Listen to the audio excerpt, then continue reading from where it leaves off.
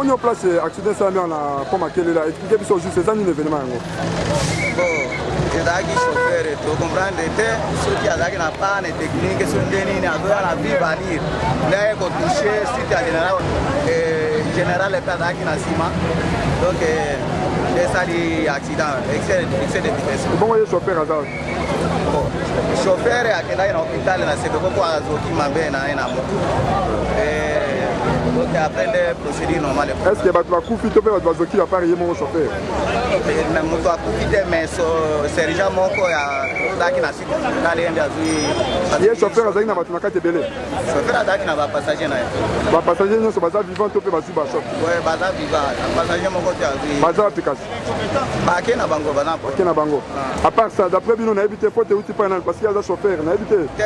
Faute normalement il y a chauffeur taximène parce que fallait na bande na il y a tiki bande na ko ko na bande ya. OK. À part ça comme nous no lo bana o lo biona pour na ba chauffeur ba 10 minutes dans bango. Au bar c'était quand code la route donc base na autant ça donc ba respecter code de la route ba tamuta mutu kama malamu. Malamu ulia ko na ba PC na bango na iseza malamu. OK, merci beaucoup. Tout mon amour et au côté moula. Excès de vitesse c'est que tout a dit quoi parce que dans les balous a aussi choc ba me ba mon hôpital ba kena. Et bon, il y a mon chauffeur à moto dans la zone. Ba me ba kena hôpital. Azai ko tambola malamu to pas zai ko tambola na excès de vitesse. Et abanda ko tambola ne bien mais sauf que azoki un peu partout non. Alors ni ne causé accident na d'après aux passagers zai tene. Il a excès de vitesse. Excès de vitesse. À part ça pour na ba chauffeur aussi ba ngoni.